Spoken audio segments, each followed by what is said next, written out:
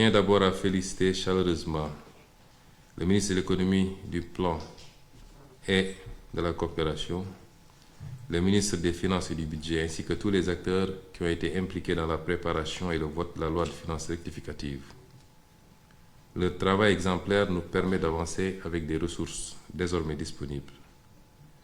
Je salue également le remarquable travail de notre diplomatie et du président de la République qui ont renforcé nos engagements internationaux. Cette réunion est donc l'occasion d'affirmer un changement de rythme et de méthode. Nous devons fixer ensemble un cap clair, celui de l'efficacité collective. Pour cela, nous allons nous appuyer sur ce qui fonctionne déjà, afin de gagner du temps et d'optimiser notre action.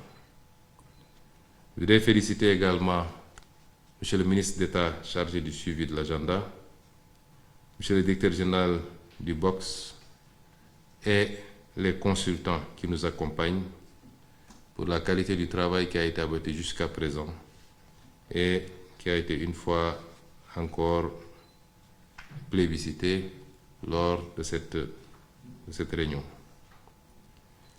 Permettez-moi de vous exposer les grandes lignes de notre feuille de route avec des attentes précises et des échéances à court terme. Premièrement, il faut en finir avec les blocages administratifs.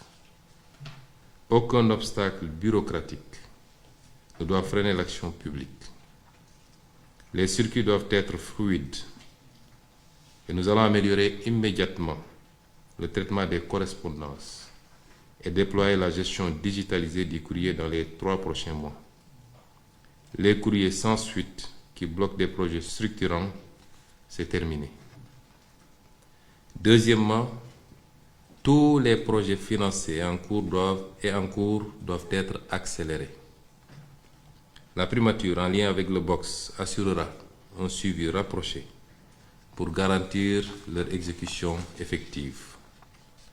Troisièmement, les projets mûrs et inscrits dans la loi de finances rectificative doivent être lancés rapidement. Les démarches nécessaires doivent être engagées dans un délai maximal de 30 jours avec un suivi assuré par la primature. Quatrièmement, pour les projets en attente, une task force sera mise en place sous l'autorité de la primature et regroupera le BOX, l'APIX, le FONSIS, le DGPPE, l'UNAPP, la CDC et la Direction générale de la coopération. Son objectif sera de finaliser la structuration de ces projets au plus vite. Nous ferons appel à des cabinets privés spécialisés pour accélérer ce travail. Et la DGPPE pilotera cette maturation selon un calendrier accéléré avec un suivi régulier. Le ministre d'État auprès du président de la République assurera l'évaluation périodique de ces actions et rendra compte directement à son Excellence, Monsieur le Président de la République. Cinquièmement, la gouvernance des projets interministériels doit être renforcée. Les projets multisectoriels comme celui du numérique nécessitent une gouvernance claire et partagée. En attendant un modèle stable, la primature abritera les projets impliquant plusieurs acteurs. Sixièmement, chaque ministère devra assurer un suivi rigoureux des engagements internationaux et présidentiels. Les rapports trimestriels sur l'état d'avancement de ces engagements vous seront exigés. Septièmement, chaque ministère devra actualiser sa feuille de route avant la fin du mois de juillet. Ces feuilles de route devront être en cohérence avec les chantiers nationaux en cours. J'attends également des ministères concernés, tels que le ministère des Transports, de l'Industrie, de la Justice, de l'Intérieur, un plan détaillé de mise en œuvre des conclusions des États généraux et autres initiatives. Ce plan précisera les actions, les échéances, les acteurs impliqués, la hiérarchisation des priorités ainsi que les contraintes et mesures d'atténuation.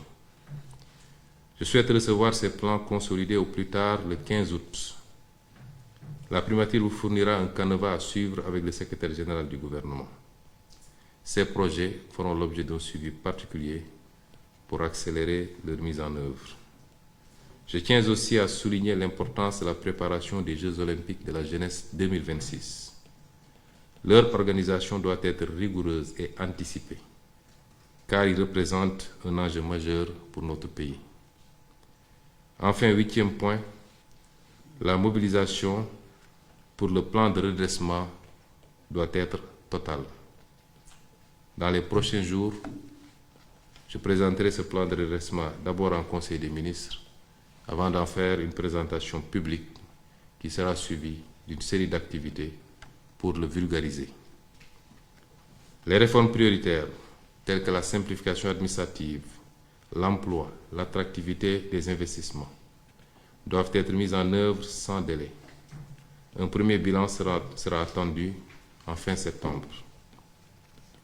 Un programme de communication soutenu sera déployé en août et septembre pour informer pleinement nos populations et toutes les parties prenantes. Pour conclure, je vais être clair. Nous entrons dans une phase où chaque blocage aura un responsable identifié. Chaque projet un échéancier précis et chaque ministre une feuille de route claire, suivie et évaluée. La parole de l'État engage. Il faut la traduire en actes avec méthode, exigence et efficacité.